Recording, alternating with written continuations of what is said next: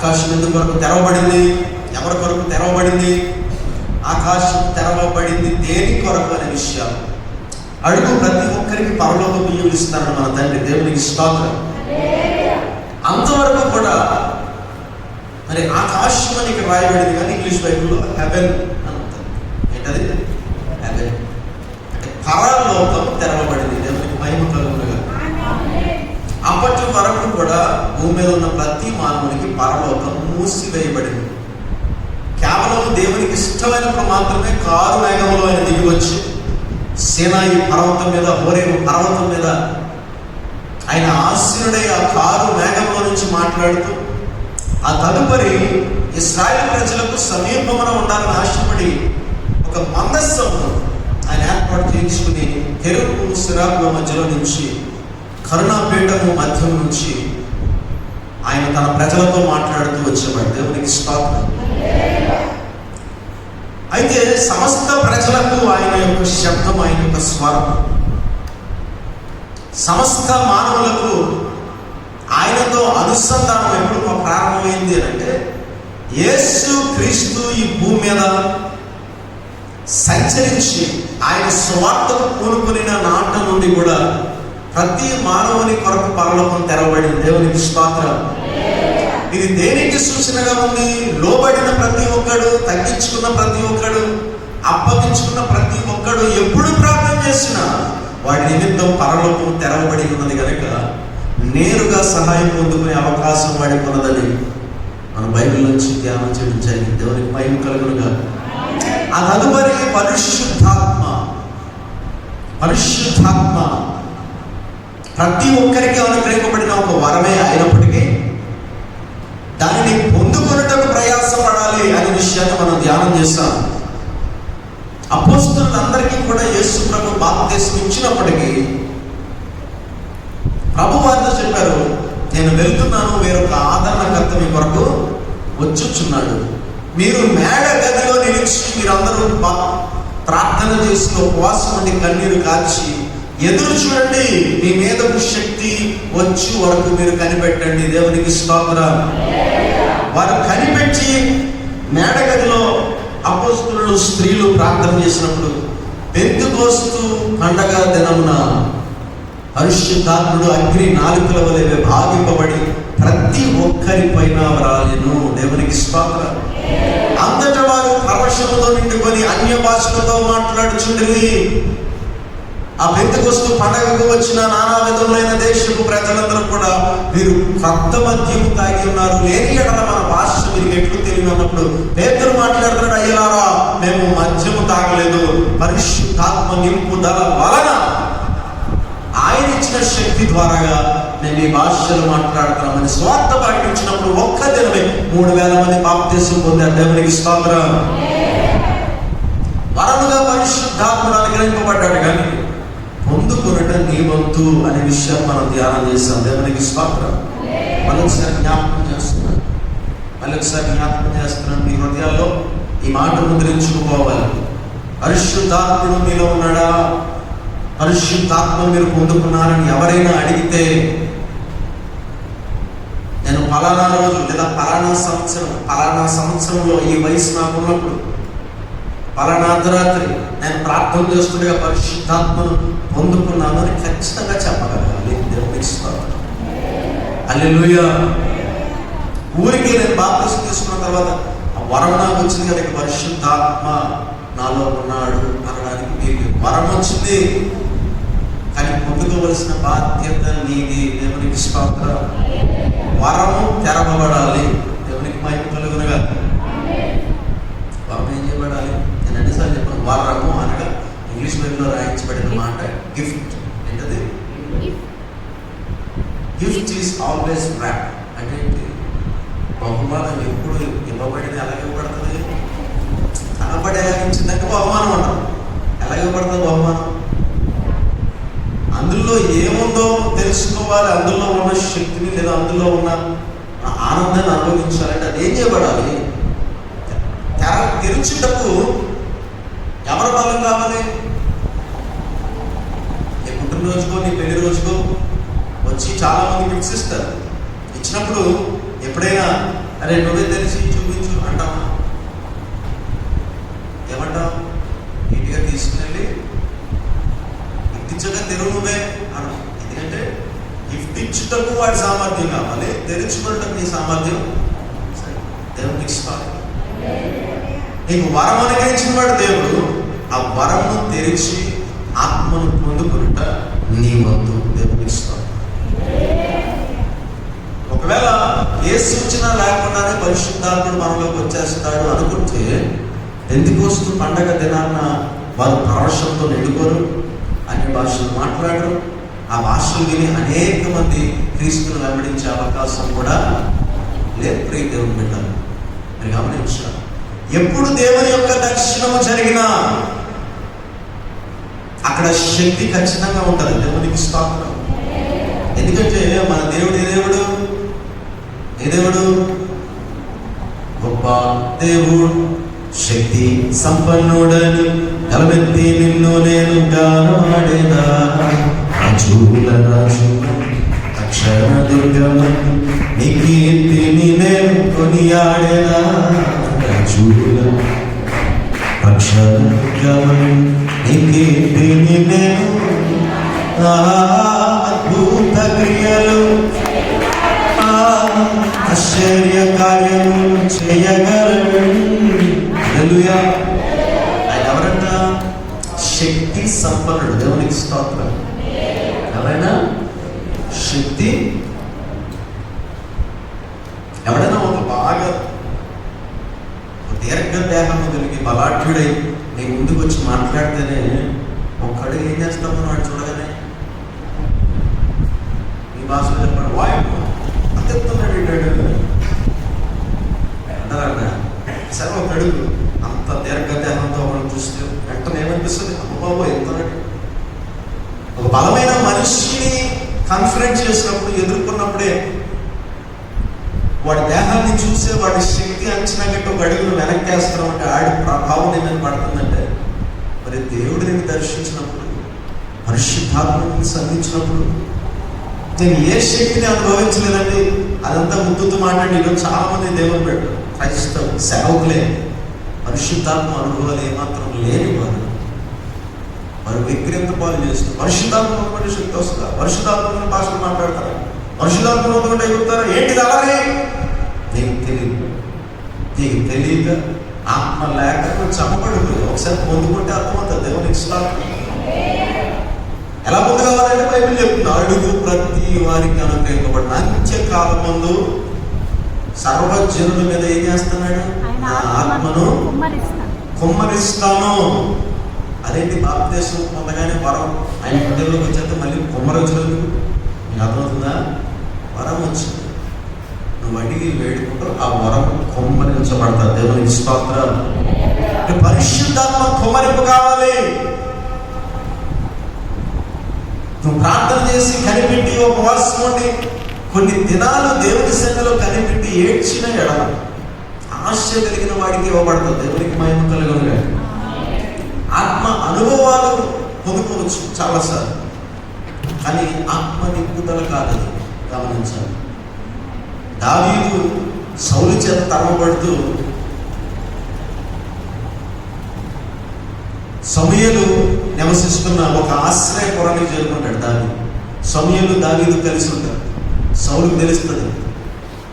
పరిగెట్టుకుంటా మొత్తాన్ని గుర్రం వేసుకుని ఈ దావీదు గారిని ఎలాగైనా చంపేద్దాం అని చెప్పి అంత దూరంలో దావీదు సమూయేలు ఆశ్రయపురంలో ఆ గుడారంలో వారు ఉండడాన్ని చూసి చంపుదామని కత్తి తీసి దగ్గరికి వెళ్ళినప్పుడు గట దావీదు సమూయేలు భాషలు మాట్లాడుతున్నారంట. ఆత్మలో నింపబడి దేవునికి స్తోత్రం. నింపబడుతున్నప్పుడు ఆ ప్రభావం సమూయేలు తాకి సమూయేలు కూడా భాషలు మాట్లాడటం మొదలుపెట్టాడు. అది సౌలు కూడా భాషలు మాట్లాడటం మొదలుపెట్టాడు సమూయేలుని దావీదుని చూసి. అప్పుడు పుట్టిందంట ఒక సామెత, బైబిల్లో రాయించబడి ఉంది, సౌలు కూడా ప్రవక్తలలో ఒక్కడే అని రాయించాడు. నిజానికి సౌలు ప్రవక్త కాదు. ఆ ప్రభావం అతని మీద పడి భాషలు మాట్లాడగా చుట్టుపక్కల చూసిన మరి ఇతను ప్రవక్త ఏమో అనుకుని ఒక సామెతలు పుట్టించారు. మీకు అర్థమవుతుందా?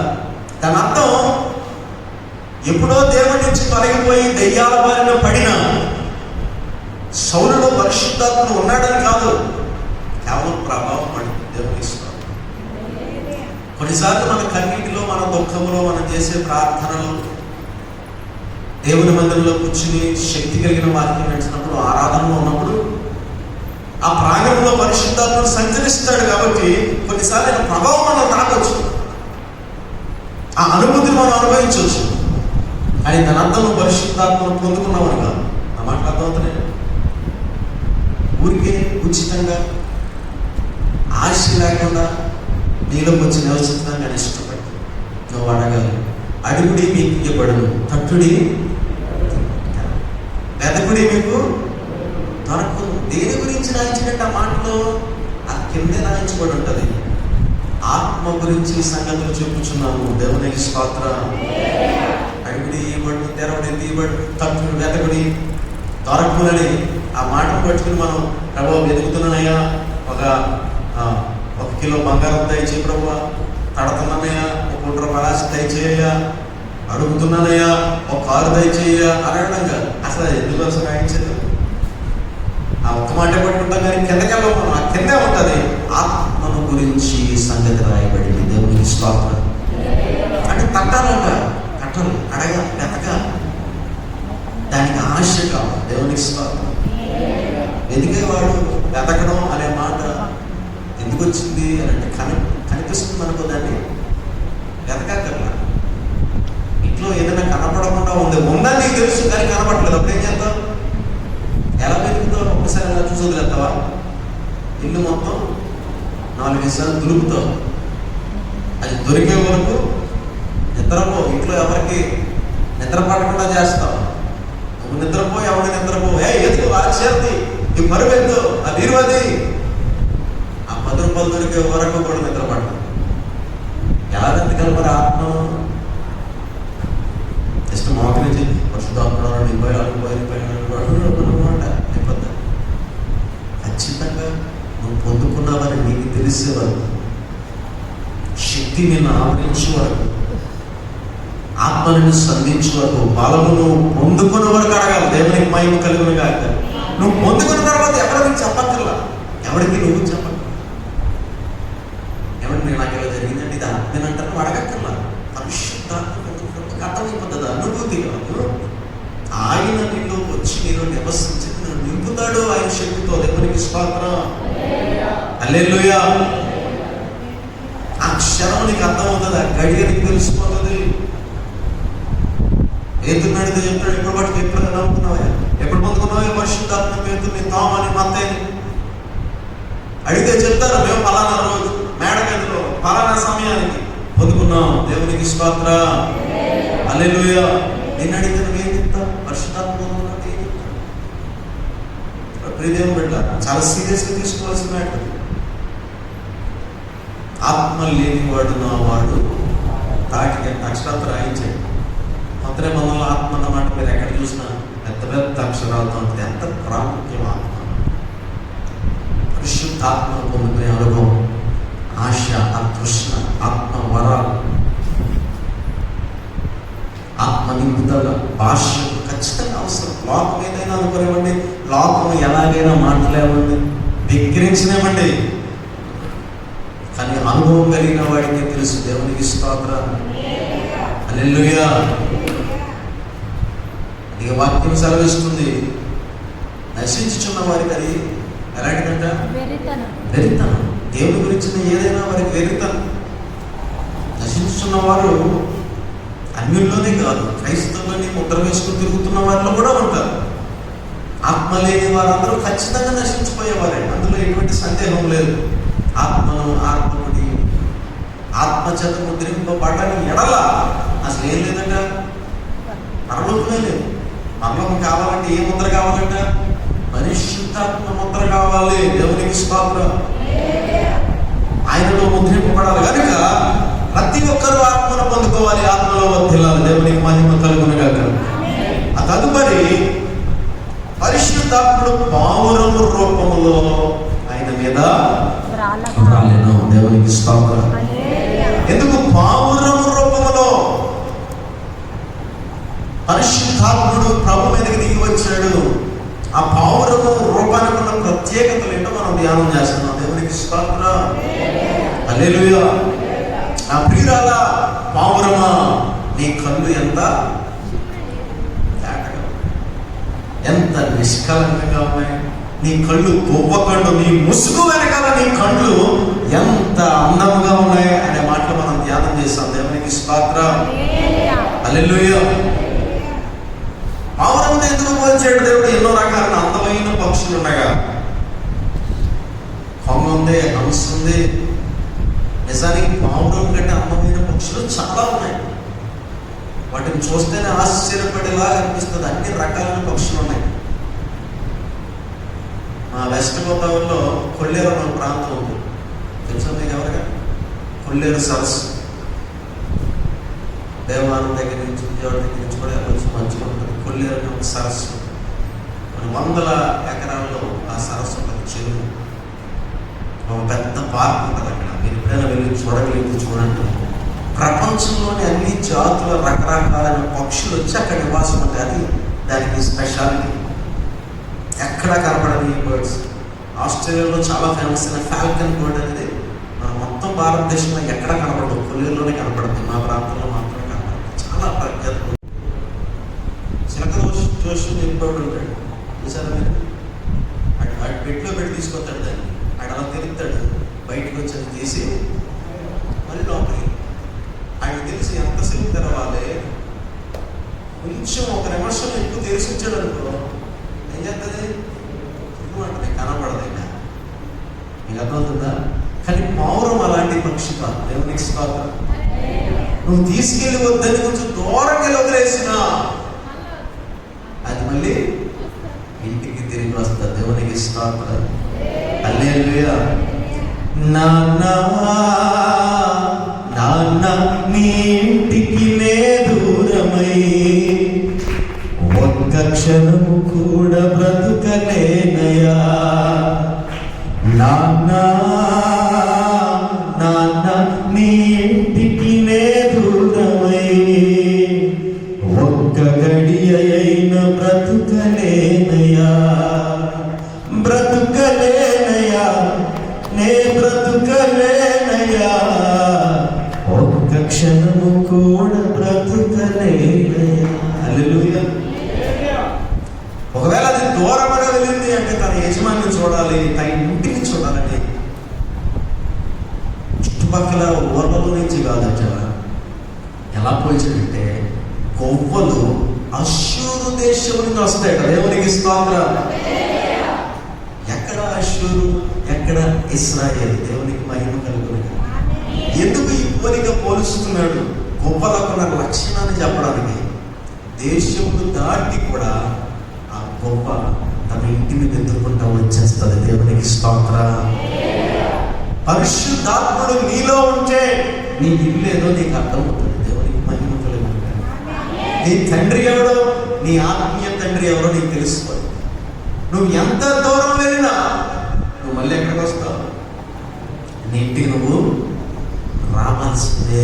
పరిశుద్ధాత్ముడు పావురంతో ఎందుకు పోల్చబడ్డాడంటే పావురంలో ఉన్న నమ్మకత్వాన్ని బట్టి రాసుకున్నాడు. దేని బట్టి? ఫెయిత్ఫుల్నెస్. దాని గుణమది. పావురము నమ్మకమైనది. దేవునికి స్తోత్రం. హల్లెలూయా. తన ఇంటికి తిరిగి వచ్చే లక్షణం కలిగింది.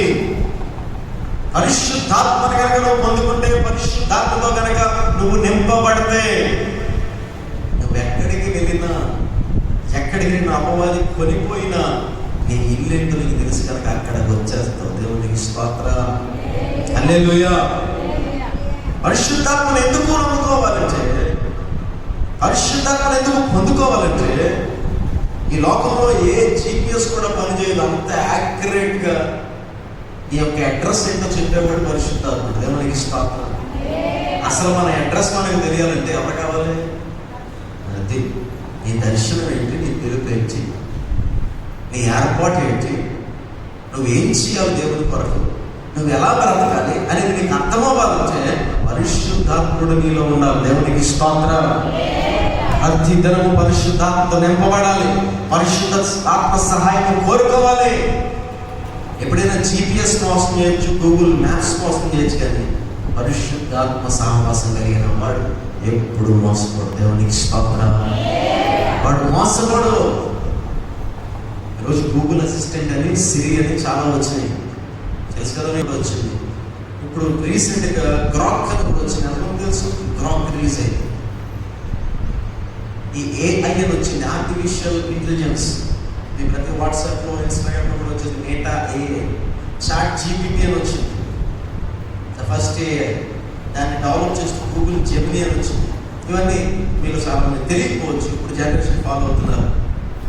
అంటే మనుషులకు ఇంకా మనుషుల మెదడు ఆలోచన చేసే అవసరం లేకుండా ప్రపంచంలో నీకు ఏం తెలుసుకోవాలన్నా ఆ AI చేసుకుని దాన్ని అడిగామంటే అది చెప్పేస్తాం. మళ్ళీ అబద్ధం చెప్పదు, కరెక్ట్గా నిజం చెప్పి నీకు దేని మీద ఏ డౌట్ ఉన్నా AI అడిగితే అది చెప్పేస్తాం. ఏం చేయాలో చెప్పేస్తాం, ఎక్కడికి వెళ్ళాలో చెప్పేస్తాం, ఎవరికి కలపదు అది చెప్పదు.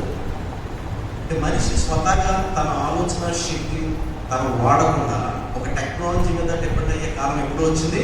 అది ఇంకా అధికమైపోయింది. రానున్న దినాల్లో ఏమవుతుందంటే AI అనే ఒకటి దేవుళ్ళ తయారవుతుంది, సైతాన్ చేతిలో ఒక బలమైన శక్తిగా మారిపోతుంది. ఇది ఎలాంటి పరిస్థితి అంటే అది వాడకుండా ఎవడో ఉండడానికి వీల్లేదు. క్రైస్తవులు కూడా దాన్ని వాడాల్సిందే. అలాంటి పరిస్థితిని ప్రపంచంలో ఆర్టిఫిషియల్ ఇంటెలిజెన్స్ తయారవుతుంది. అది వేరే సంగతి. అయితే ఈ గూగుల్ జెమినీ, సఫారీ, AI అపవాది ఇప్పుడు మనుషుల జీవితాన్ని సులభతరం చేసి తెలివిగా దేవుడి నుంచి తప్పించుకోవాలి, దేవుడి నుంచి వాడు దూరం అవ్వాలి, ఇంకా వాడికి అన్ని అవసరాలు ఏ తెలుస్తుంటే వాడు ప్రార్థన చేయాల్సిన అవసరం లేదు. అలాంటి స్థితికి వచ్చేస్తాం. రానున్న దినాల్లో మన పిల్లలు ఎలాంటి స్థితికి వస్తారు. ఇప్పుడు కూడా జర్మనీలో ఒక AI చర్చ్ వచ్చింది. మీరు ఎవరైనా మరి ఫాలో అవుతున్నారు లేదా నాకు తెలియదు. ఒకవేళ మీకు ఓటు కొడితే ఇంటికి వెళ్తాం, యూట్యూబ్లో పట్టండి AI చర్చ్ అనమాట. అక్కడ దైవజనుడు ఉన్నాడు, పెద్ద ఏం తయారు చేశారు వారు. పెద్ద స్క్రీన్ మీద యేసు ప్రభు లాంటి మొక్కతో ఎవడు వెళ్ళి ప్రభా అని ఏమంటావు అంటే ప్రభు మాట్లాడతాడు. నువ్వు ఏదడిగినా సమాధానం చెప్తాడు, వాక్యాన్ని చూపిస్తాడు. AI చర్చ్ ఆయనే వాక్యం చెప్తాడు. అంటే చూడండి అంత భయంకర పరిస్థితుల్లో వచ్చేసాము. టెక్నాలజీయే దేవుడిగా మారిపోయే రోజులు త్వరలో ఉన్నాయి. వచ్చేసి ఇప్పటికే ఇంకా త్వరగా వచ్చేస్తాయి. అయితే దేవుడి నుంచి దూరం చేయడానికి AI, గూగుల్ జెమినీ, సిరి ఇలాంటివి వస్తే దేవుడికి దగ్గరగా ఉంచడానికి మన అడ్రస్ ఏంటో, మన ఇల్లు ఏంటో, ఆ ఇంటికి ఆ ఇల్లైన పరలోకానికి మనం చేర్చడానికి మనకు అనుగ్రహింపబడిన సంచకరు, మనకు అనుగ్రహింపబడిన సహాయమే పరిశుద్ధాత్మ దేవుడు. దేవునికి స్తోత్రం.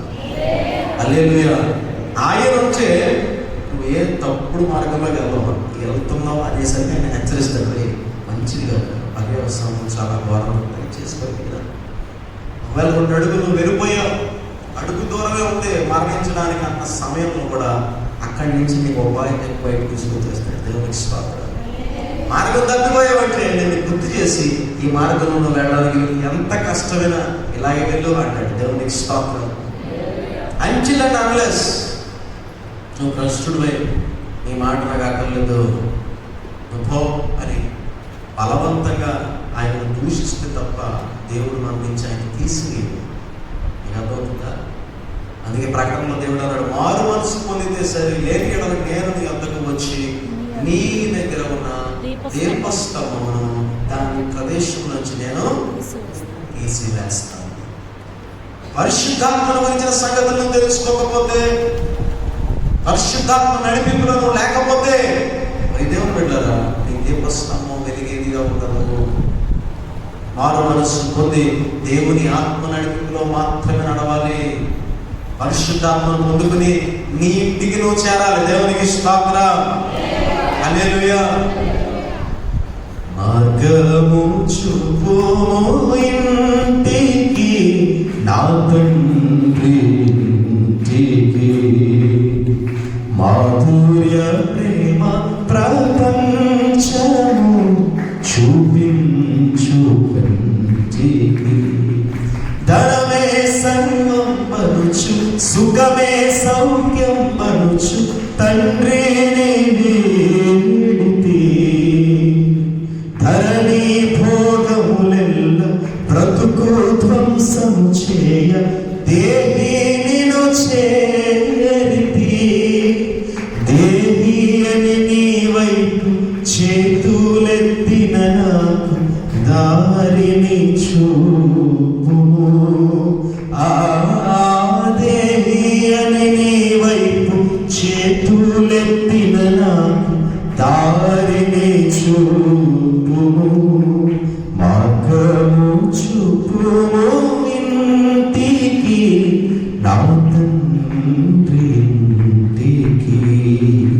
మాధుర్య ప్రేమ ప్రపంచము చూపించు కంటికి. హల్లెలూయా. ఆ మార్గము చూపించేవాడు తండ్రి ఇంటికంటే అతనే పరిశుద్ధాత్మ దేవుడు. దేవునికి స్తోత్రం. ఆదరించి ఆ మార్గంలో తప్పిపోకుండా మనం నడిపిస్తాడు. దేవుని బిడ్డ, పావురము ఎందుకు పరిశుద్ధాత్మగా అనుగ్రహింపబడింది? పావురము రూపంలో పరిశుద్ధాత్ముడు ఎందుకు వచ్చాడంటే దాని యొక్క నమ్మకత్వానికి సూచనగా. దేవునికి స్తోత్రం. దేవుని బిడగా నీ నమ్మకత్వాన్ని రుజువు చేసుకోవాలంటే ఆత్మ కలిగి ఉండాలి. నీ ఇల్లేదో నీకు తెలియాలి, నీ సహవాసం ఏంటో నీకు తెలియాలి, నీ దేవుడు ఎవరో నీకు తెలియాలి, నీ దైవజనుడు ఎవరో నీకు తెలియాలి, నీ గమ్యం ఏంటో అక్కడికే నువ్వు చెప్తావు. దేవునికి స్తోత్రం. ఆత్మ కలిగిన వాడువా లేవా అని నువ్వు తెలుసుకునే ఒక చక్కని రుజువు ఏంటంటే ఆత్మ కలిగిన వాడు ఎప్పుడు కూడా తన ఇంటికి తిరిగి వస్తాడు. దేవునికి స్తోత్రం. ఆత్మ సహాయం ఉందా లేదా అంటే తన ఇంటికి తను తిరిగి వచ్చేవాడికి ఆత్మ సహాయం ఉన్నట్లేదు. దేవునికి మహిమ కలుగును కాదు. తన గమ్యం ఏంటో తెలుసుకున్నవాడు, ఆత్మ సహాయం కలిగిన వాడు, వాడు ఆత్మతో నింపబడుతూనే ఉండాలి. దేవునికి మహిమ కలుగును కాక. ప్రతి దినం ఆత్మ కుమరింపు వాడి పైన జరుగుతుండాలి. దేవునికి మహిమ కలుగును గాక. ఆమేన్. రెండవది చూడండి, కీర్తనలను 55వ అధ్యాయము 6వ వచనం. కీర్తనలను 55వ అధ్యాయము. పువ్వవలే నాకు రెక్కలు ఎడలా నేను ఎగిరిపోయి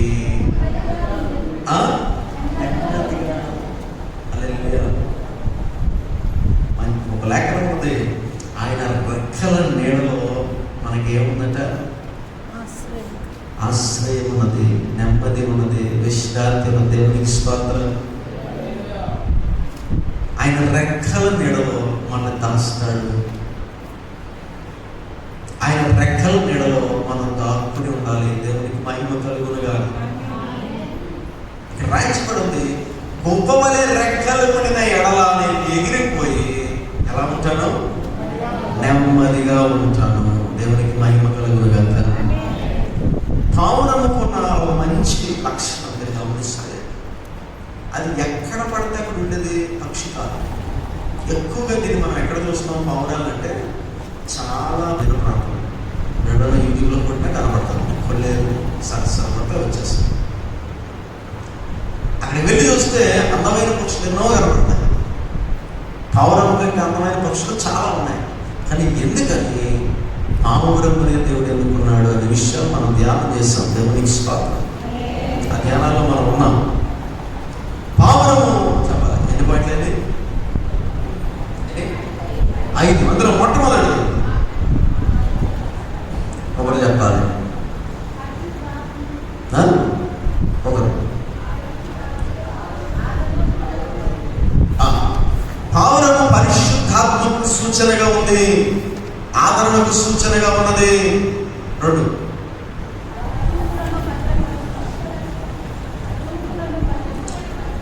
పావురం యొక్క కళ్ళు 2 తటాకముల వలె ఉన్నాయట. దేవునికి స్తోత్రం. అనగా పావురం యొక్క కళ్ళు ఎప్పుడు కూడా నీళ్లతో 2 సరస్సుల వలె ఉంటాయి, నీళ్లతో నింపబడి ఉంటాయి. పావురం కళ్ళు ఎప్పుడు నిష్కలంకంగా ఉంటాయి, ఎప్పుడు నీళ్లు ఉండే కారణంగా ఎంత చిన్న నడక పడినా పావురం కంటి నుంచి కిందకి పడిపోతే తప్ప దాని కంట్లో ఉండే అవకాశం లేదు. పావురము కళ్ళ వలె, గొప్ప కళ్ళ వలె మన కళ్ళు ఉండాలి. నీ దేహంలో దేహము కన్నే గనక దాన్ని ఎలా ఉంచుకున్నాడు?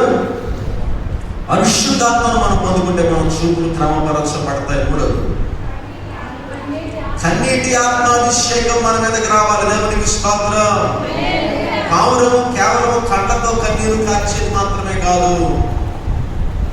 డౌ టియర్స్ అనే ఒక మాట ఇంగ్లీష్ లో ఉంది. అనగా పావురము తన శరీరంలో నుంచి కూడా కన్నీరు కారుస్తుంది. దాని తోకపైన ఉన్న ఒక గ్లాండ్ కారణంగా తన రెక్కలను శుభ్రపరచుకోవడానికి శరీరం అంతటిలో నుంచి ఒక కన్నీటి వంటి ద్రవమును అది రిలీజ్ చేసుకుని ఎప్పుడూ తన రెక్కలు తెల్లగా ఉంచుకోవడానికి ఎప్పుడూ అది కన్నీరు కారుస్తుంటారు. దేవునికి స్తోత్రం. కడుక్కోవాలి, మన వస్త్రమును ఉతుక్కోవాలని దేవుని వాక్యం సెలవిస్తుంది కనుక ఎవడైతే పరిశుద్ధాత్మను కలిగి ఉంటాడో వాడిపైన కన్నీటి ఆత్మ కుమరించబడతాడు. దేవునికి స్తోత్రం. వాడు కన్నీటి అభిషేకం పొందుకుంటాడు కనుక కన్నీటితో వాడు ప్రార్థన చేసి ఎల్లప్పుడూ తన జీవితాన్ని వాడు కట్టుకుంటూ ఉంటాడు, కడుక్కుంటూ ఉంటాడు. దేవునికి మహిమ కలుగునుగాక. 4వది నడతను సరి చేసుకోవాలి. పరిశుద్ధాత్ముడు దేనికి సూచన అన్నాడంటే, పావురము దాని నడక ఎంతో సుందరమైనదట. దేవునికి మహిమ కలుగునుగాక. దాని ముందు దాని నడక చాలా తిన్నగా ఉంది, తిన్నదైన నడక కలిగింది పావురం. పరిశుద్ధాత్ముడు ఎప్పుడైతే మన జీవితంలోకి వస్తాడో మన నడక సరి చేయబడుతుంది, నడవడిక సరి చేయబడుతుంది, మన మార్గము తేటగా తెలియజేయబడుతుంది. దేవునికి స్తోత్రం. 5వది నిష్కపటమైన వాక్యం సెలవిస్తుంది, ఘోరమైన తోడేళ్ల మధ్యలోకి నేను మిమ్మల్ని పంపుచున్నాను గనక పాము వలె వివేకముగాను పావురము వలె నిష్కపటముగాను మీరు ఉండాలి. దేవునికి స్తోత్రం. దేవుని బిడలమైన మనము ఈ ఘోరమైన తోడేళ్ల మధ్యలో నివసిస్తున్నాం కనుక పాము లాంటి తెలివితేటలు కలిగి ఉంటూనే పావురము లాంటి ఒక ఇన్నోసెన్స్ మనలో ఉన్నారు. దేవునికి స్తోత్రం. ఒక పరిశుద్ధమైన అమాయకత్వం. ఇది వెర్రితనంగా తెంగరతనం కాదని మీకు చెప్పారు. తెంగరతనం వేరు, అమాయకత్వం. మంచి వారికి పెట్టే ఇంకొక పేరే అమాయకులు.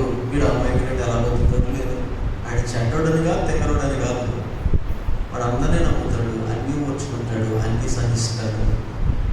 వాడిని ఎంత అవమానపరిచినా, వాడిని ఎంత బాధ పెట్టినా వాడిని ఇంకా భరిస్తూనే ఉంటాడు. కారణం వాడిలో పరిశుద్ధాత్మ లక్షణం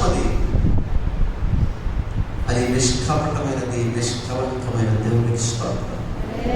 హల్లెలూయా. అలాగే అదే సమయంలో పాములే తెలివితేట కూడా కలిగి ఉంటాం. దేవునికి మహిమ కలుగునుగాక.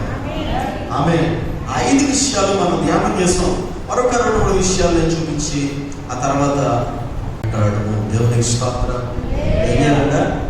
సమాధానమును వెదకి వెంటాడాలి. ఎప్పుడు వెంటాడుతూ? అసమాధానంలో ఉన్నప్పుడు.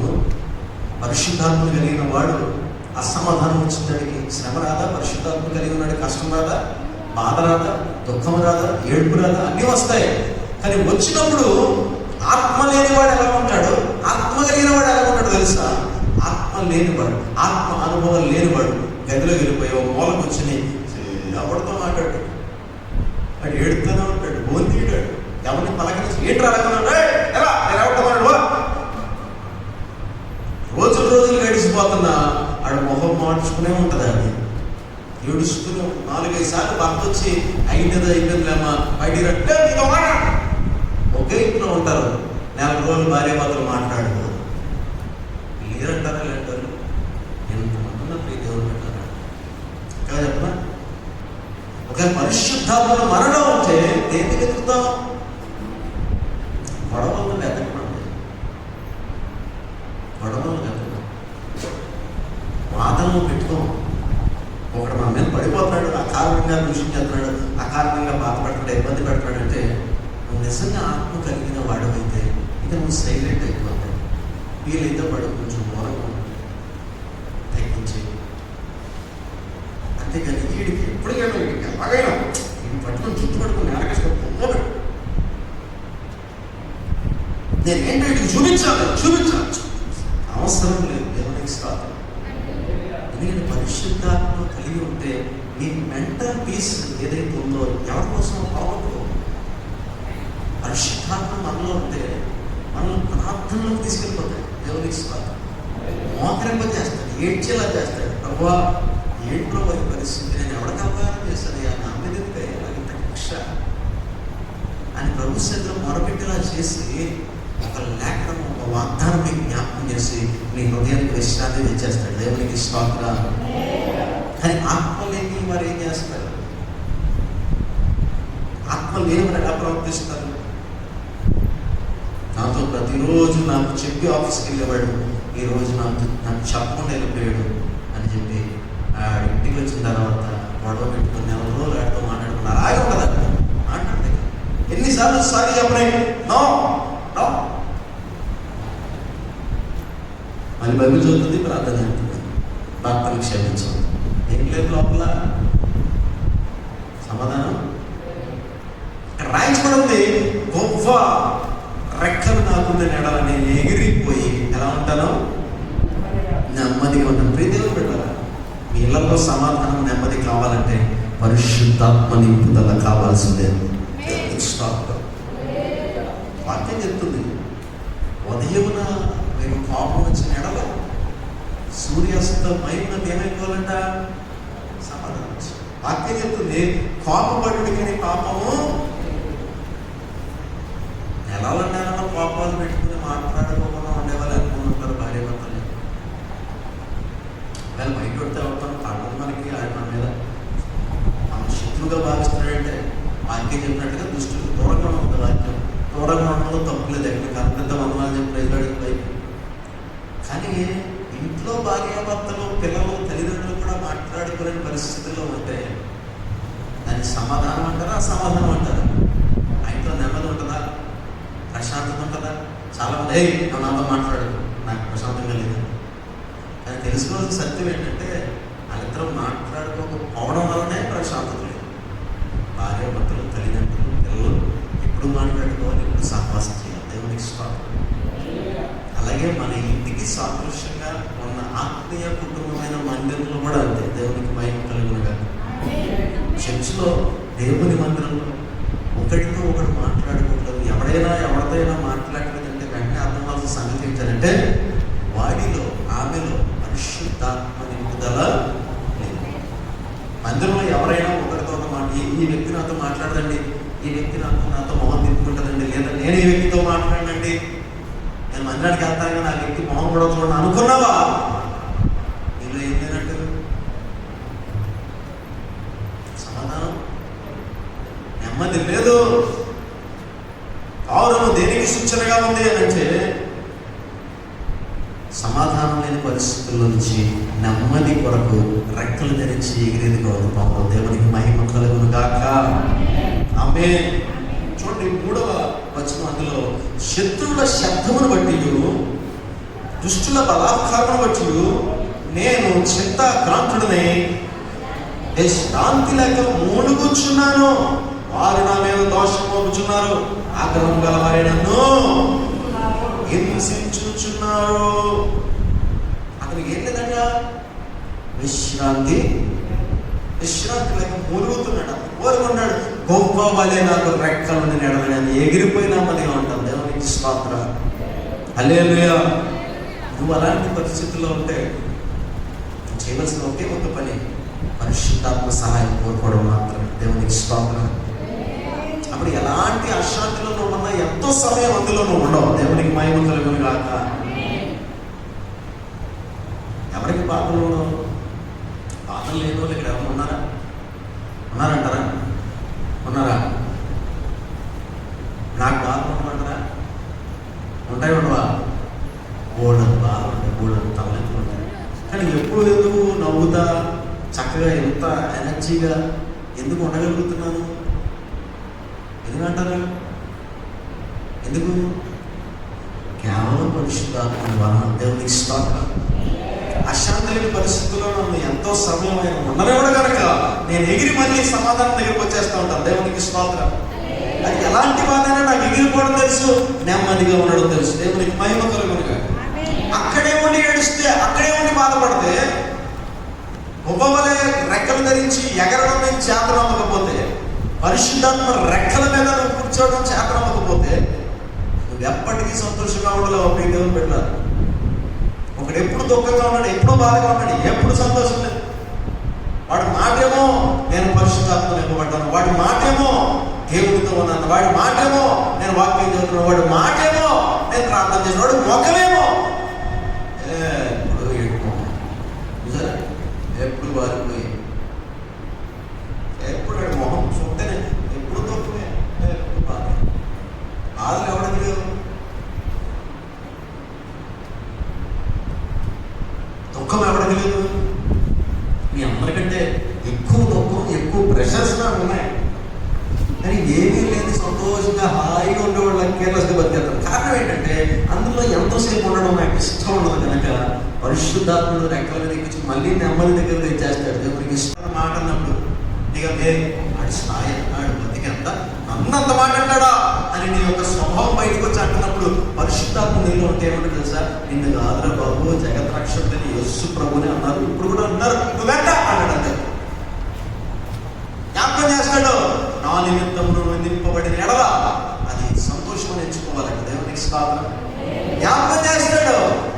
నువ్వు అవమానాలు పొందినప్పుడల్లా నువ్వు ధన్యవాదం అంటాడు, జ్ఞాపకం చేస్తాడు. వెంటనే ఆ శాంతిలోకి ఎక్కడికి వచ్చేస్తావు? ఆత్మలీనుడు. నేను ఏదైనా పడతాను కానండి, నన్ను మాట అంటే మాత్రం పడండి అన్నో. నన్ను అన్న మాట ఎన్ని సంవత్సరాలకైనా జ్ఞాపకం చేసుకుని దాని మీద నేను ప్రతీకారం తీర్చుకునే తిరుగుతాను. ఆడలా ఎదిగిపోతూ ఉంటాడు. వీడు ప్రతీకారంతోనే, మంటతోనే, ఆ బరువుతోనే కుళ్ళిపోయి, కృషించిపోయి, చిత్రంగా చాలాసార్లు ఎందుకు పుచ్చిపోయి, కుళ్ళిపోయి, ఎందుకు పనికి రాకుండా అలా పడిపోతాడు. బాగా కారణం ఏంటయ్యా? ఆడన్నాడు అంటాడు. దేవుని విడిచిపెట్టే దేవుని ఇష్టం. ఎన్నాళ్ళు నన్ను అన్నాడు ఏమన్నా ఎవరు అసలు ప్రభుకి ఎందుకు లేనప్పుడు నువ్వెవడే, నేను ఎవడే? ఈ లోకంలో మాటలు పడ్డాడెవడు? దేవునికి స్తోత్రం. మాటలు పడ్డాడెవడు? అందుకే మన పెద్దలు సామెత రాశారు, పడ్డావుడు చెడ్డావుడు కాదు. వెళ్ళదే పడ్డావుడు చెడ్డావుడు కాదు. మాటల గురించి అన్నమాట, కింద పడడం గురించి కాదు. దేవునికి స్తోత్రం. నవ్విన నాపచేనే పండుతుంది. విన్నారా ఈ సామెత? నవ్విన నాపచేనే అక్కడ పండుతుందండి. వరణ ఇచ్చే సంగతి దేవునికి స్తోత్రం. అదే అంటే తన అర్థం ఏంటంటే, ఈ సామెతల వల్ల అయినా అదే గుర్తు చేసుకుని కృషించిపోయి చచ్చిపోకుండా మాట అనగానే ప్రభా ఇలా అన్నారయ్యా, నేనేం చేయలేదు అన్నప్పుడు పరిశుద్ధాత్మ జ్ఞాపకం చేస్తాడు. ఎలాగో నన్నే అన్నారయ్యా, నేనేం చేయమంటావు, నేనేం చేశాను, నువ్వు చేయి. ఆయన ఏం చేశాడు? ప్రభా మీరేం చేయొచ్చు మరి ఎదురు కనుక దీన్ని క్షమించయ్యా, నువ్వేం చేయాలి ప్రభా, మీరు ఏమంటున్నారో మీరు తెలియదు కనుక నువ్వు క్షమించే. అయిపోయింది. అది మ్యాటర్ ఏంటి? అందులో కథ అయిపోయింది. అవ్వాలా అక్కడితో అయిపోయింది. అన్నాడు తెలిసే అన్నాడు, ఇలా అన్నాడు అంటే మనసులో ఏదో పెట్టుకున్నాడు. ఆడ ఉదయంలో ఏదో ఉద్దేశం ఉంటే ఆ మాట బయటకు వచ్చింది. అది ఇంకా పసిగట్ట ఆడికి ఫోన్ చేసి, ఇడికి ఫోన్ చేసి, దీనికి ఫోన్ చేసి, ఆడితో చెప్పి వీడితో చెప్పి ఆయన అవసరాన్ని కొలిపి చచ్చిపోతాడు. ఇప్పుడు కొలిపి చాలా ప్రభా తెలిసన్నాడు, తెలియకున్నాడు, క్షమించాను. లేకపోతే ఆయన ఇంకో ఉద్దేశంతో అంటే నేను ఇంకో ఉద్దేశంతో అనుకున్నానేమన్నయ్య, క్షమించే ప్రభా, సమాధానం ఇచ్చే ప్రభా అని అడిగి చూడు. అక్కడి నుంచి అడిగి వచ్చాను. దేవునికి స్తోత్రం. ప్రశాంతం ఉంటుంది మనసు, ప్రశాంతం ఉంటుంది. నేను బైబిల్ పట్టుకుని చెప్పగలను, బైబిల్ పట్టుకుని చెప్పగలను. నన్ను ఎవరో ఇది అన్నారు అనే బాధ నాకు గట్టిగా మాట్లాడతాయి. ఒక రోజు కూర్చోను. దేవునికి స్తోత్రం. పీస్ఫుల్గా చాలా ప్రశాంతంగా ఉన్న ప్రదేశాల్లో పౌరం కనపడుతుంది. దేవునికి మహిమ కలుగుగా అల్లరిగా అయిన చోట్ల ఉండడానికి ఇష్టం. మీరు ఎప్పుడైనా అంటే నాకు పౌరం ఉంటాయి. పీస్ఫుల్గా ప్రశాంతంగా ఉన్న ప్రదేశాల్లో పౌరం సంచరించడానికి ఇష్టపడుతుంది. వాళ్ళ ఉన్న ప్రాంతాల్లో పౌరం మధ్యలోకి వచ్చి గిరగడం దానికి ఏం కావాలి? నెమ్మది. పౌరము దేనికి సూచనగా ఉన్నదయ్యాలంటే నెమ్మదికి సూచన. దేవునికి స్తోత్రం. హల్లెలూయా. దేనికి సూచన? నెమ్మదికి సూచన. పరిశుద్ధాత్మను కలిగి ఉన్న ఒకడు ఎలా బ్రతుకుతాడు? పరిశుద్ధాత్మను పొందుకుంటే ఆయన లక్షణం ఒకటి మనకి ఏమొస్తుంది అంటే, ఎలాంటి ఘోరమైన పరిస్థితుల్లో ఉన్నా నువ్వు నెమ్మదిగా ఉండటకు రెక్కలు ధరించిన వాడు అక్కడికి ఎగిరిపోతావు. దేవునికి స్తోత్రం. వాక్యం చదివిస్తుంది, సమాధానం వెతికి వెళ్ళవలసినట్ట. నేను క్షమించి ఆయన కూడా క్షమించి, ఒకవేళ హద్దు దాటి ఎగిరిపోతాడంటే ఆయన నిర్ణయం ఆయన చూపిస్తుంది. దానికి మనం ఏం చేయము. దేవునికి స్తోత్రం. నీ తంతేంటి?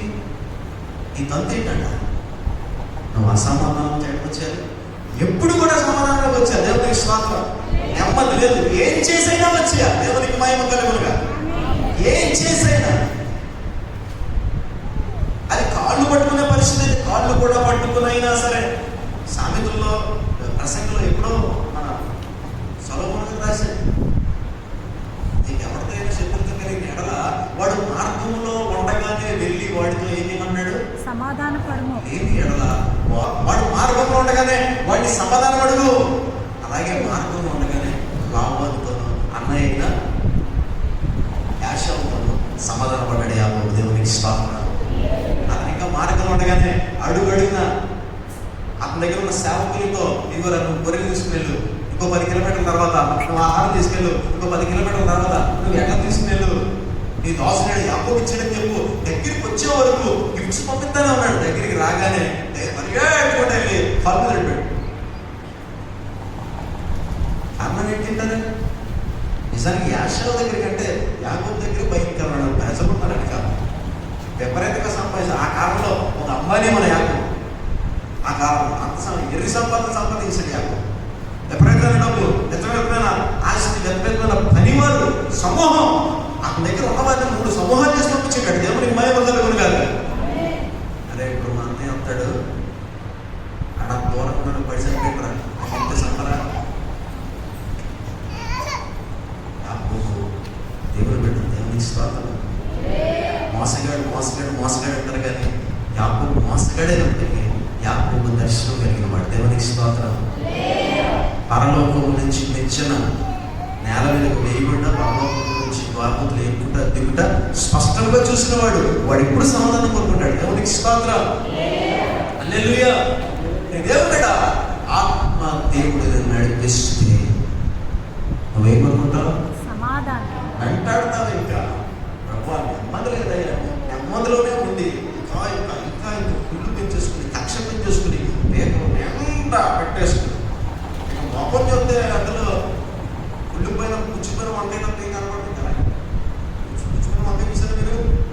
అందులోంచి అప్పుడు బయటకు వస్తామని తెల్ల పురుగులు పుచ్చిపోయిన మొక్కలు చూస్తే కుళ్ళు కుతంత్రాలు కక్ష పెడుతున్న మొక్కలు చూస్తే అంతే. ఏమని పెడాలి? ప్రశాంత వాతావరణం క్యారీ చేయాలి. దేవునికి స్తోత్రం. ఏమంటారు మొహంలో? చూడగానే నీ మొహం చూడగానే కాసేపు నీ మొహం చూడాలనిపించు. ఉండాలి. నువ్వు కోపంగా ఉన్నా నేను చూడాలనిపించాలి. అది దేవుని బిడ్డలో మొహం అంటే. దేవునికి స్తోత్రం. నువ్వు కోపం ఉన్నా హృదయంలో ఉన్న ప్రశాంతత నీ మొహం నుంచి బయటకు వస్తుంది. దేవునికి స్తోత్రం. అసలు చూడాలనిపిస్తుంది. నీ మొహం చూస్తే చెప్పగలరు రాండి, నా మొహం చూస్తే అందరికి సంతోషం వస్తాయి ఎంతమంది చెప్పగలరు? మొహంలో నవ్వేది, మొహంలో ప్రశాంతత ఏది? ఇప్పుడు ఏడన్నాడు, నువ్వు ప్రార్థన చేయనప్పుడు నీ తమ ముఖములు కొంతమంది అంట తమ ప్రార్థనలో తెలియడానికంట, తమ ఉపవాసం చేస్తున్నాం తెలియడానికంట వారు తమ ముఖములను దుఃఖపరుచుకుంటున్నాడు. యేసుప్రభు తన మాటలు చెప్పి మనం ధ్యానించుకుంటున్నాం ముందుకెళ్ళి అంతే సూత్రం అవుతుంది. మరి ఏం చేస్తారంట? ముఖమును వికారంగా నీరసంగా పెట్టుకుంటారంట. అమ్మ రెడీ అనుకో, ఏముందండి ఉపవాసం చేస్తాను, ఆ ఫేస్ పెట్టిందే ఏమన్నా అడిగితే చెప్తాము. మనం ఆయన ఇంకా ఇంటెలిజెంట్ కదా, సర్వజ్ఞాని యేసుప్రభు. ముందు ఎప్పుడో ఆయన సెంటరే నీకు అలాగన్నా కనపడితే గబుక్కుని ప్రార్థన పడు అనుకోగరా? దేవునికి స్తోత్రం. గబుక్కుని ప్రార్థన పడు అనుకునేవు. అందుకే అంటాడు, నువ్వు ఉపవాసం చేయనప్పుడు అంటే ఎలా చెప్పినట్టు తెలుసా? తలస్నానం చేసి మీ ముఖములకు నూనె రాసుకుని, నూనె అంటే ఇప్పుడు మనకు ఉండే నూనె కదా, ఆ కాలంలో ముఖములకు మెరుగునిచ్చే నూనెలు ఉంటాయి. ఇప్పుడు ఈ కాలంలో దాన్ని సిరం అంటారు. సిరం అని కొన్ని దొరుకుతుంది, ఫేస్ సిరం. అది రాసుకుంటే షైనింగ్ ఉంటుంది. ఆ కాలంలో ముఖములకు మెరుగు తెచ్చే నూనె. నువ్వు తలస్నానం చేసి చక్కగా నువ్వు పెట్టుకో, అందంగా చేసి ఉపవాసం అంటాడు. దేవునికి స్తోత్రం. అంటే నేను చూడగానే వెలిగి అవుతా అనిపించాలి ఉపవాసం చేస్తాను.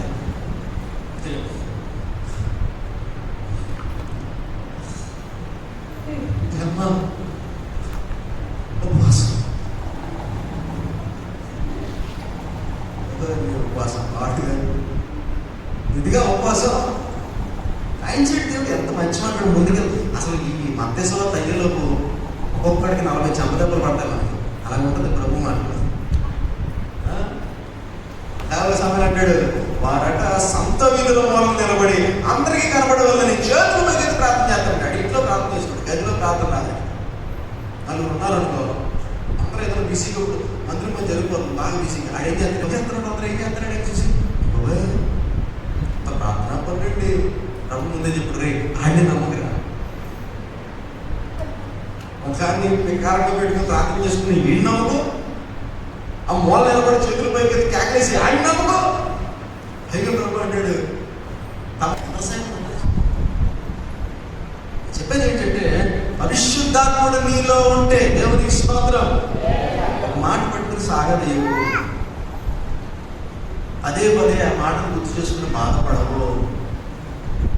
క్షమించలేక నన్ను అప్పుడు ఇలా గనేసింది అనేసింది అనేసింది అనేసింది అనేసింది అనేసింది అది ఎన్నిసార్లు పొందలేదు. కానీ అది ఒక్కసారి అంటే ఈవిడిని 1,00,000 సార్లు అనుకుంది. అప్పుడు ఎన్నిసార్లు అంటది? పనికి మాలిందానా ఒక్కసారి. ఈవిడి ఇంటిగారింటికి వెళ్ళినప్పుడు ఆవిడ నన్ను పనికి మాలిందాను. అత్తగారింటికి వెళ్ళినప్పుడు ఆవిడ నన్ను పనికి మాలిందాను. అన్నగారింటికి వెళ్ళినప్పుడు ఆవిడ నన్ను పనికి మాలిందాను. తొమ్మిదింటికి వెళ్ళి ఆవిడ నన్ను పనికి మాలిందాను. ఆడు ఎన్నిసార్లు అన్నాడు? నువ్వు ఎన్నిసార్లు అనుకున్నావు? ఆడన్నమాట రుజువు చేసుకుంటావు అంతే. అంతేగాని నేనేదో బెల్లం ఉన్నట్టు బెల్లం చుట్టూ బెల్లం అంతా ఎగడం పంచినట్టు కాబట్టి ప్రతి ఒక్కరు పంచుకుంటే తిరిగి మనశ్శాంతి పాడు చేసుకోవద్దు. అక్కడి నుంచి ఇక్కడికి వచ్చే పరిశుద్ధాత్మ సహాయంతో దేవునికి మహిమ కలుగును గాక. ఆవిడ పరిశుద్ధాత్మ దేనికి సూచన అన్నాడు? నెమ్మదికి సూచన. ఆఖరికి చూపించడానికి ముగిస్తున్నా. చూడండి, లేవీకాండము 1వ అధ్యాయం 14వ వచనం. లేవీకాండం 1వ అధ్యాయం 14వ వచనం. అతడు యెహోవాకు దహన బలిగా అర్పించినది పక్షి జాతిలోని దైన ఎడల తెల్ల గోపలలో నుండి కానీ పావురపు పిల్లల నుండి కానీ తేవాలని దేవునికి స్తోత్రం. గోపన్న పౌరం అని ఒకటే గమనించండి, వేరు వేరు కాదు. ఒకే జాతికి సంబంధించిన పక్షులది. ఒక కొంచెం చిన్నగా ఉంటుంది, పావురం కొంచెం పెద్దగా ఉంటుంది, అంతే తేడా. ఇప్పుడు దేవుడు ధర్మశాస్త్రాన్ని ఇచ్చినప్పుడు ఇశ్రాయేలు ప్రజలకు చెప్తున్నాడు, మీరు పాపము చేసినప్పుడు పరిహారార్థముగా బలిగా అర్పణ ఇచ్చడం ఏదైనా తేవాలనుకుంటే మీరేం తేవాలి? ఒకవేళ పెద్ద పశువు మీరు వధించలేకపోతారు, అంత ధనికులుగా. అలాంటప్పుడు మీరేం తేవాలన్నాడు? పావురమును తేవాలి. దేవునికి స్తోత్రం. పూరితమైన గుణము కలిగిన పక్షి పరిశుద్ధాత్మ పావురముతో ఎందుకు పోల్చబడ్డాడంటే త్యాగపూరితమైన హృదయాన్ని నీకు ఇచ్చేవాడు పరిశుద్ధాత్ముడు. దేవునికి స్తోత్రం. ఒకడిలో పరిశుద్ధాత్ముడు వస్తే వాడు సంపాదించుకున్న గుణం ఏంటో తెలుసా? త్యాగం. ఏంటి చెప్పలేదు? పరిశుద్ధాత్మతో నింపబడేవాడు త్యాగం చేయడానికి ఎప్పుడు వెనకట్టండి. దేవునికి మహిమ కలుగును గాక. వాడు దేన్నైనా త్యాగం చేయడానికి ఇష్టపడతాడు. వాడు దేన్నైనా త్యాగం చేయడానికి ఇష్టపడతాడు. వాడి దగ్గర లేదా ఒక ఆకులు అవలంబిస్తున్నాడా? లేకపోయినా ఇస్తాడు. ఎవరికి మనస్సు పరిశుద్ధాత్మ మనకు అనుగ్రహిస్తాడు. దేవునికి స్తోత్రం. పావుల రూపంలో ఎందుకు పరిశుద్ధాత్మ దిగి వచ్చిందంటే ఈయన త్యాగం చేయడం ఈ లోకంలోకి వచ్చాడు కనుక ఆ విషయాన్ని సింబాలిక్గా చూపిస్తున్నాడు దేవుడు. దేవునికి స్తోత్రం. హల్లెలూయా. పరిశుద్ధాత్మ దేవునిలోకి వస్తే తప్ప ఆ త్యాగంలోకి ఇతను తయారవ్వలేడు ప్రభు. దేవునికి మహిమ కలుగును గాక. ఆత్మ నిబంధన కలిగి ఉంటేనే సంపూర్ణ మానవుడిగా ఉన్న యేసు ప్రభు శిలువ మీద యాగం అవ్వగలడు. దానికి పరిశుద్ధాత్మ శక్తి కావాలి. అదే గమనించండి. పరిశుద్ధాత్మ శక్తి ఆయన పొందుకున్న తర్వాత శిలువ మీద ఎక్కిన తర్వాత దేవుడు చేతిని విడిచిపెట్టేస్తాడు. కొన్ని గడియలు దేవుడు ప్రభుని చేతిని విడిచిపెట్టేస్తాడు. అప్పుడు అడుస్తాడు ప్రభు, నా తండ్రి నా తండ్రి, ఏలి ఏలి నామా సమర్థాన్ని, నా తండ్రి నా దేవా ఎలా నా చేయి. కారణం తెలుసా? అంతవరకు పరిశుద్ధాత్ముడు ప్రభుతో ఉన్నాడు కనుక అది పెద్ద నొప్పి అనిపించలేదు. త్యాగం చేస్తున్నాడు. ఒక్కసారి దేవుడు చేయి విడిచిపెట్టిన తర్వాత పరిశుద్ధాత్మ దేవుని పైనుంచి వెళ్ళిపోయిన తర్వాత ఆ బాధ ప్రభువు తెలుస్తుంది. కష్టం అనిపించింది. అందుకే అన్నాడు, ఏమన్నా చేయి విడిచిపెట్టావు. నువ్వు కలిగి ఉన్నంతసేపు చాలా నేను ధైర్యంగా ఈ పని చేస్తున్నాను, దేవుడు నేను సంపూర్ణ మానవులుగా చేస్తున్నాను. నువ్వు ఎప్పుడైతే చేయి విడిచిపెట్టావో, ఇదిగో సభ మానవుల యొక్క పాపాలను ఎప్పుడు పడ్డాయో పరిశుద్ధుడైన ఆయనకు అది చాలా ఎక్కువగా. కానీ మన భారం మన పక్షమున మన కొరకు ఆయన పాపముగా చేయబడ్డకు కొంతసేపు పరిశుద్ధాత్ముడైన దూరమే దేవుని స్తోత్రం. పరిశుద్ధాత్ముడిలో ఉండే దేవుడు ఎప్పుడు కూడా త్యాగం చేయడం వెనకడు. దేవునికి మహిమ కలుగును కాక. ఏమైనా త్యాగం చేస్తావు, ఏదైనా ఇచ్చేస్తావు. అవసరమై అక్కడ నువ్వు చెయ్యాలి, నువ్వు చేయకపోతే అక్కడ జరగదు అని నువ్వు అనుకున్నప్పుడు, నీకు దేవుడు చెబుతున్నప్పుడు నువ్వు దేనైనా ఇవ్వడానికి సిద్ధంగా ఉంటావు. ఆఖరికి ప్రాణమైనా ఇచ్చేస్తావు. దేవునికి స్తోత్రం. నిజముగా ప్రేమించేవాడు తన చెలికాలి కొరకు ఏం పెడతాడట? ప్రాణం పెడతాడు. ఎవరు పెట్టగలరు ప్రాణం? పరిశుద్ధాత్మను కలిగి ఉన్నాం. దేవునికి మహిమ కలుగును గాక. ఆమేన్. ఆఖరి ఆ లైన్ కూడా నేను చాలా క్లుప్తంగా వివరించి చెప్పేస్తాను. పరిశుద్ధాత్మ వారిని పరలోకం నుంచి శబ్దం వినబడి, ఏ శబ్దం అది? ఈయన నా ప్రియ కుమారుడు, ఈయన యందు నేను ఆనందించుచున్నాను. దేవునికి స్తోత్రం. ప్రభు ముందు చాలా మంది బాప్తిస్మం, కానీ ఎవరు బాప్తిస్మం పొందినప్పుడు కూడా ఆ శబ్దం రాలేదు. ఆ చుట్టూ బాప్తిస్మం పొందించున్న వారందరికీ ఒక శాపం. మనము కూడా బాప్తిస్మం యోహానుతో బాప్తిస్మం పొందాం కదా, ఇదే యోర్దానులో మునిగారు కదా. మనలో ఎవడు బాప్తిస్మం తీసుకున్నప్పుడు కూడా ఈ శబ్దం రాలేదే. ఈయన ఎవరు? ఆయన ప్రభు అని అక్కడ ఎవరికి తెలియదు. ఆయన మెస్సయ్య అని అక్కడ ఎవరికి తెలియదు. కేవలం బాప్తిస్మం యోహానుకు మాత్రమే తెలుసు. బాప్తిస్మం యోహాను కూడా నువ్వు బయటికి చెప్పొద్దయ్యా, ఇప్పటికి ఇది కానీ మరి నెమ్మదిగా చేసేది చెప్పాడు ప్రభు. దేవునికి స్తోత్రం. అందరూ షాక్ తిన్నారు. అతను దేవుడికి తెలుసుంటే షాక్ రాదు. మనం అందరూ బాప్తిస్మం పొందాం లేదా, మనం అందరం మునిగి తేలే కదా, ఈ శబ్దం వినపడలేదే. ఈయన ఎవరు? ఈయన మునిగి తేలగానే ఆకాశంలోంచి పౌరం రావడం ఏంటి, ఈ శబ్దం రావడం ఏంటి? ఈయన నా ప్రియ కుమారుడు, ఈయన ఎంతో ఆనందించున్నాడు. మరి మనం అందరం కూడా పాపాలు చేసి క్షమాపణ పొందుకుంటూ, మార్మర్చుకుంటూ, పశ్చాత్తపడి ఏదో మునిగి తేలాము కదా, మన యందు దేవునికి ఆనందం లేదా అని అక్కడ నిలబడిన ప్రతి ఒక్కరు అనుకుంటాడు. దేవుడు పెట్టారా? ఎందుకు ప్రభు కొరకు ఆ గొంతు వినపడింది, నా ప్రియ కుమారుడు, ఈయన యందు నేను ఆనందించున్నాను. ఆ శబ్దం ఎందుకు వచ్చింది అంటే, ప్రతి ఒక్కరు చెప్పిన సువార్తకు భయపడి, రాబోతున్న ఉగ్రతకు భయపడి మునిగి తేలాడు కదా. దీన మనస్సు కలిగి అప్పగించుకుని బాప్తిస్మం పొందిన మాత్రం దేవునికి స్తోత్రం. దీన మనస్సు కలిగిన వారు దేవుని ప్రియ కుమారుడు. రాష్ట్రం నువ్వు కూడా దేవుని ప్రియ కుమారుడుగా ఉండాలనుకుంటే నీకేం కావాలి? ఏం కావాలి? దీన మనస్సు. దేవునికి స్తోత్రం. హల్లెలూయా. ఏ మనస్సు కావాలి? గర్వం కలిగిన మనస్సు కాదు, గొప్పలు పోయే మనస్సు కాదు, గర్విష్ఠులయ్యే మనస్సు కాదు. ఏ మనస్సు కావాలి? దీన మనస్సు. నీ యందు దేవుడు ఆనందించాలంటే మొట్టమొదటిది దీన మనస్సు కలిగిన వారు దేవుని ప్రియ కుమారులు అనబడతారు. రెండవది అప్పగించుకునే వారి యందు దేవుడు ఆనందిస్తాడు.